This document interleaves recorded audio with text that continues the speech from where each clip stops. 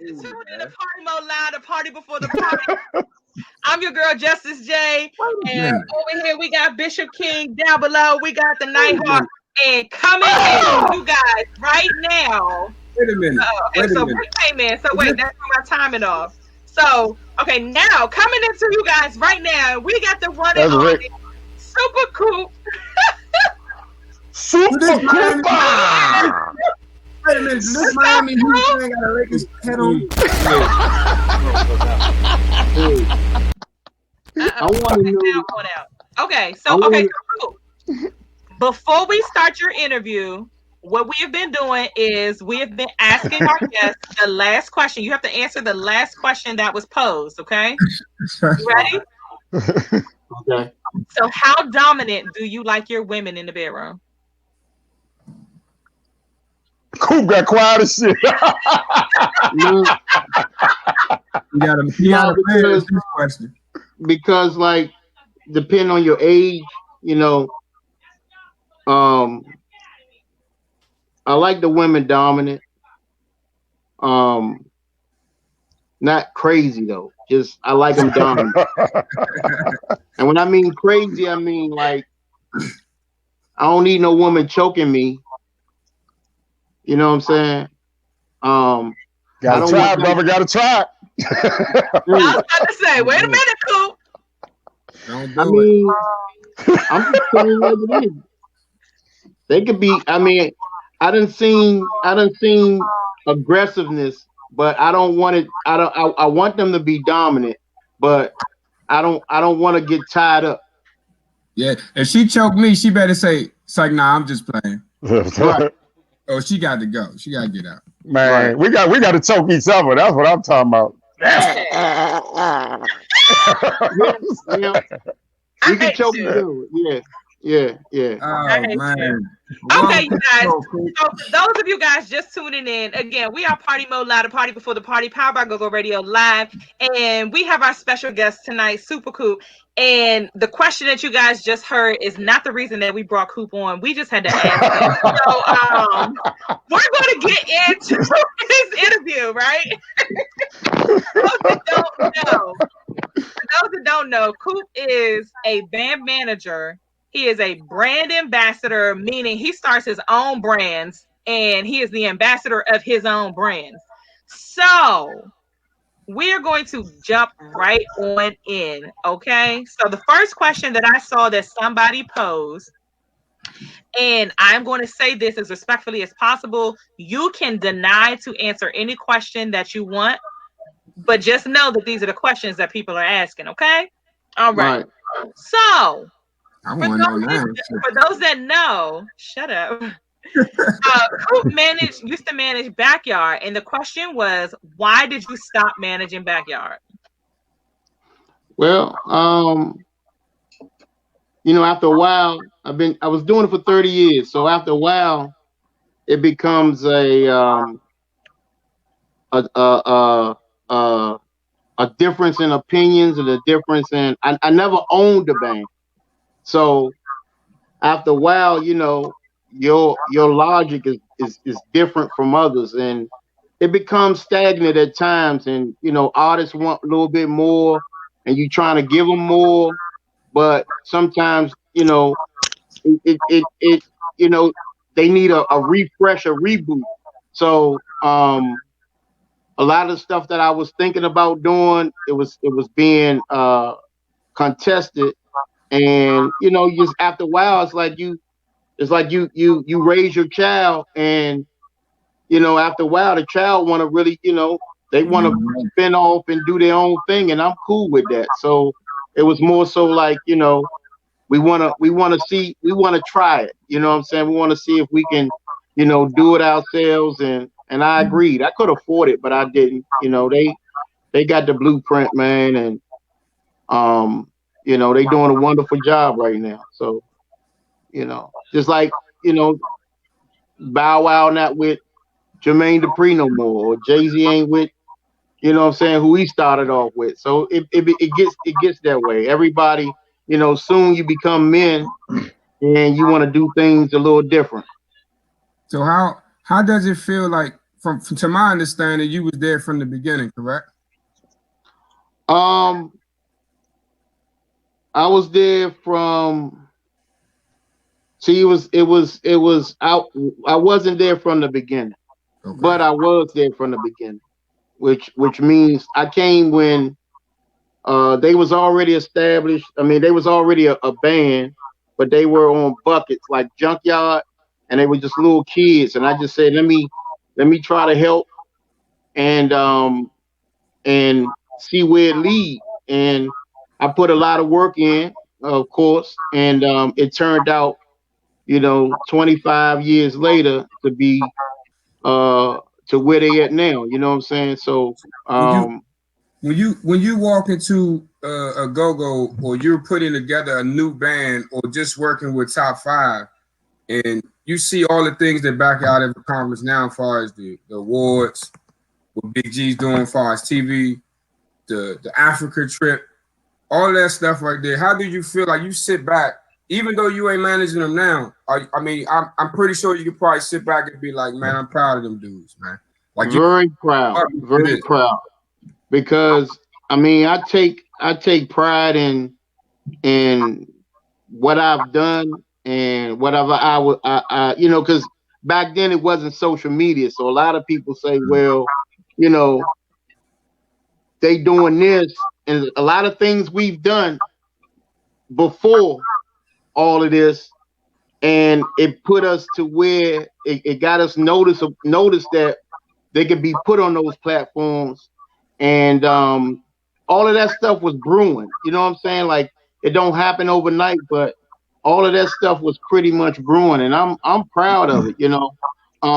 We was offered a trip to Africa back in the day, but they were younger, and I was afraid to take that trip. But as they've grown as men, hey, those opportunities were there before, and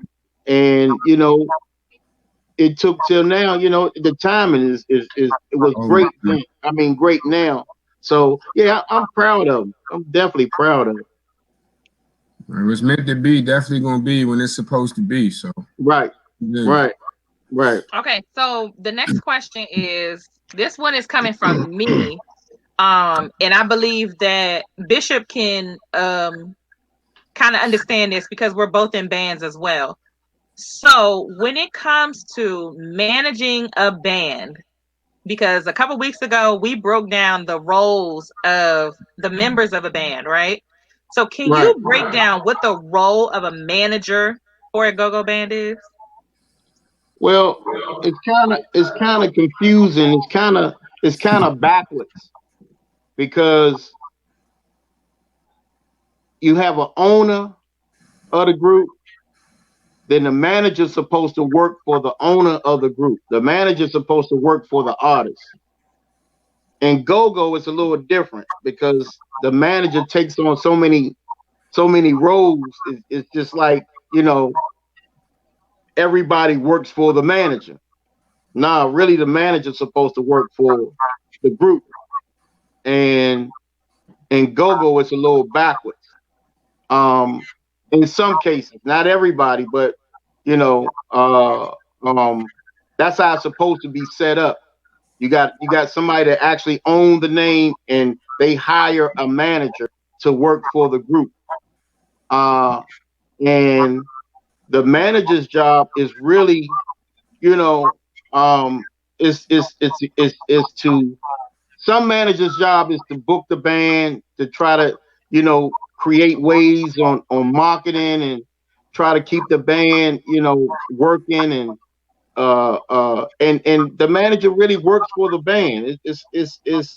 And go-go is kind of backwards, you know what I'm saying? Because some managers, feel like they take their job to the point where, no, y'all working for me, and blah blah blah blah this, and you know what I'm saying. But some managers are owners too. But the manager's supposed to work for the band. My job became, I had so many hats. I was the manager. G owns the band, so let's get that straight. G owns the band. He wanted me to, use my creativeness to get them shows and whatever the artist wanted. You know what I'm saying? Whatever the artist wanted to do, I had to try to make sure I accommodate that. You know what I'm saying? In a way that everybody was comfortable. So the manager's job is to really, is to incorporate with the artist, just to see what the artists really want to do and try to bring that to light. Hey, cool. What's the most enjoyable thing about being a manager, and what's the least enjoyable thing about being a manager? In your experience, the most enjoyable thing is not the money. The money is the biggest headache to me. It became the biggest headache to me. The most enjoyable thing is the people. Um, we had trying to get in the black hole was very hard. When you trying to get in a spot and you keep getting rejected and rejected, you lose hope.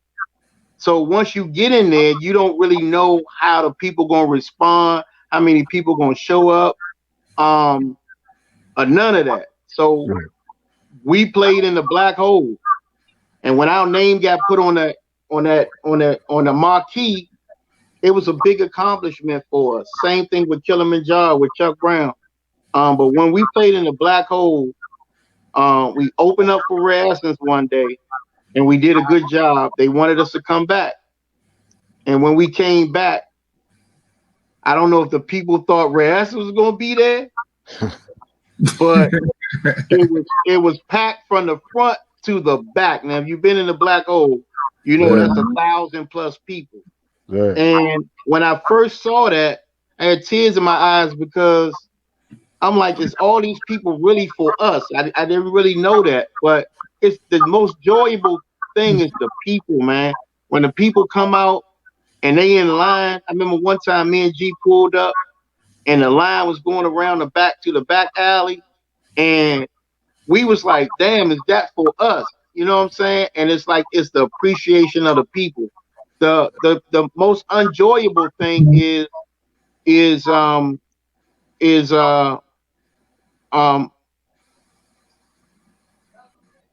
can't really say it's just trying to please everybody. You know what I'm saying? You got band members, some band members want it this way, and some band members want it that way.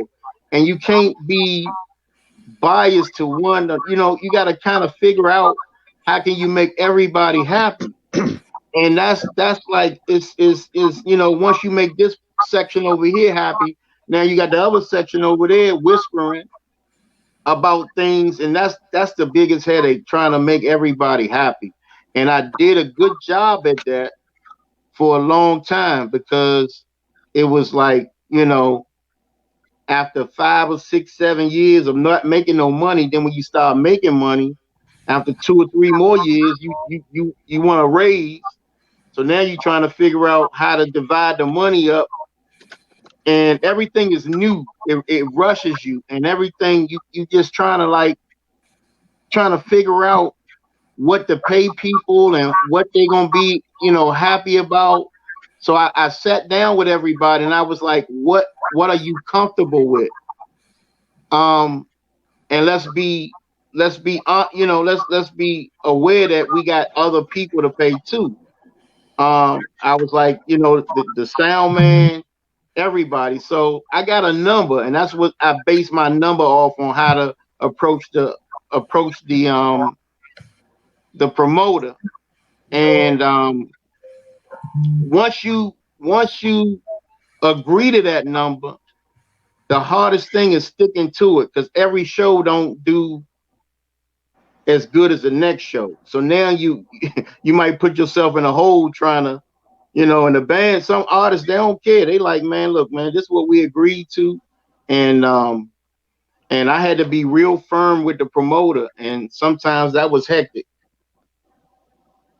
So with you being with Top 5, for those that don't know, Coop is now the manager of Top 5. Tell us how Top 5 came about and what you guys are doing as of now. Oh man, I stayed out. I stayed out the game for a couple of years after, we decided to go separate ways with Backyard. And a lot of people was approaching me about, helping them. And I don't mind, I help anybody. I mean, you know, uh, just as I done sat in meetings with groups trying to help them. Yep. You know what I'm saying? I Like have witnessed that. yeah, it's not nothing. Nobody can ask me, Coop, can you come by and practice? Or I'm just trying to help everybody. And a guy named Rico played bass for what band? And he's the barber for Unique Barbershop. And I think no Unique, I don't know, I might be getting the wrong name, but anyway, but he cut hair also, and we real good friends. And he let me hear Top Five. It's an R&B band, you know. He say, man, it's nothing strenuous. I need your help. So I was like, cool, just call me. So we talked a few times, and I went to go see him, and I was like, wow, you know what I'm saying? They play. You don't get in the house at 4 a.m. You get back home. They play happy hours. They don't do. It's not strenuous. It's an R&B group. It's 5 people. We ain't had as many as 7 or 8 before, but it's normally five band members. And I felt that it was something interesting, and I was like, well, I can help. Uh, he he's no longer with the band now because he wanted to, I guess, get back into playing with what band, or so he kind of stepped back, but he still, so I kind of like took the role and took the responsibility. And uh it's basically Ant Anthony Robinson's band, Ant Farm Music. And I had a long meeting with him, told him my story with Backyard. And a lot of people went behind my back, like, all these different stories about Back and me. And I poured it all on the table for Ant. I was like, man, look, this what it was. And everything people told him, he already knew it. So he knew that I was solid. And uh and it's been about 5 years now. And it's challenging because it's really no lane for R&B here. But we've been kind of straddling behind, different groups like the Fix, and trying to find, Secret Society, trying to find different lanes. And people been kind of like, you know giving us a chance. So what is it that you guys are doing now? I've been seeing you guys at Babylon. So what is your Since guys' current goal? the current goal is to really tour. The band is set up as a tour band. Is we before the pandemic, we was going on tour with Kevin Ross. He used to be with Motown. And we backed him up a few times, and he was taking us. We was doing a um uh I forgot the name of the tour, what the name of the tour was, but it was West Coast, Midwest, East Coast, and it was taking us all the way through this year. So we would have been really on the road. And we've been, since the pandemic, we've been working on original music, because we do a lot of covers, and you can't get too far with that. So we've been working on got a lot of stuff that's got a lot of original stuff.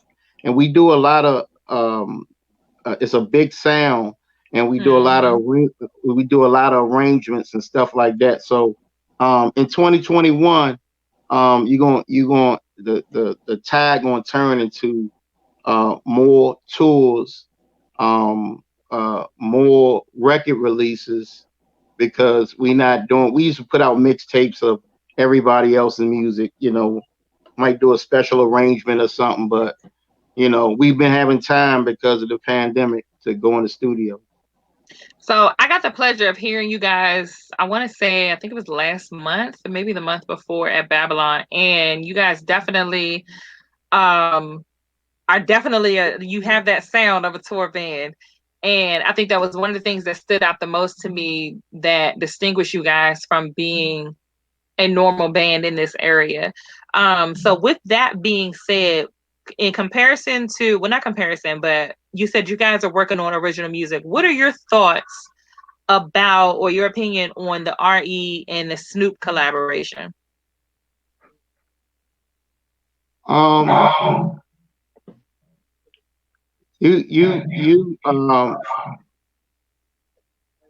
from here, but I'm not from here, which means I like it.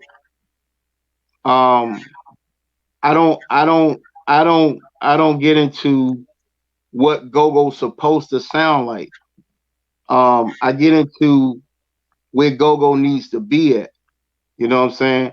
And if it has to cross over, then like the Butt was #1 in the world, and they went on tour, came back in the city, and was like 4th on the poster. Like, this city is like, you got a #1 record in the world, and you still opening up here for Rare Essence, Trouble Funk, and Junkyard. That don't make sense to me as an artist. Like, yeah, that's your ultimate goal, is to get out of here. You know what I'm saying? And it might rub some shoulders, it might rub some people the wrong way that's from Southeast, or might from Northwest, or this it don't sound, like they got on Wale. Wale, that ain't, that's, and that ain't cool. I mean, his stuff out overseas. And I think we become selfish as a city. We don't want our music to go nowhere. We want it to stay authentic. We don't want it. We want the PA tape. We don't care if they never get on beats. We want that rugged and raw. And that rugged and raw, I done been out. We done Backyard, the dope jam gets everybody going crazy here. We done been at homecomings with 5,000-6,000 people, at colleges, Virginia State, in Atlanta, and we only got 100 people dancing out of 5,000. It's like, them people don't register around the world. So we got to figure out how to make that music register around the world. Like, we don't even have a category. They wondering why Backyard Hood related. We did a double CD back in the day. Everything that charts in go-go gonna chart on a R&B top 100. It ain't even no go-go, because it's not enough songs that's charting. So right. if we get an opportunity to get in with a national artist, we gotta take that advantage. And they gotta, like the first time we played with Scarface told Buggy to go on the foot because he couldn't grab the beat. He couldn't understand the beat. So that means the rest of the world, it's taking them, too long to understand our beat. And that's crazy. Yeah. That's crazy. Like, he couldn't, I mean, they getting it now, but I mean, that's why EU went on the BET Music Awards, because speaking of Scarface, don't mean to cut you off real fast, but speaking of Scarface, how did you set that up? Through promoters. Promoters, they connect that type of stuff. And then once the promoter connected, then it's the artists meet the band, and then they build a relationship. Now it's the back room. Now everybody smoking. Now everybody drinking. Man, y'all niggas cool, and y'all cool too. Man, let's link up. Man, the vibe was good. So it becomes that. And then once G got on the wire, man, I mean, Ging was in everywhere. Kentucky Derby.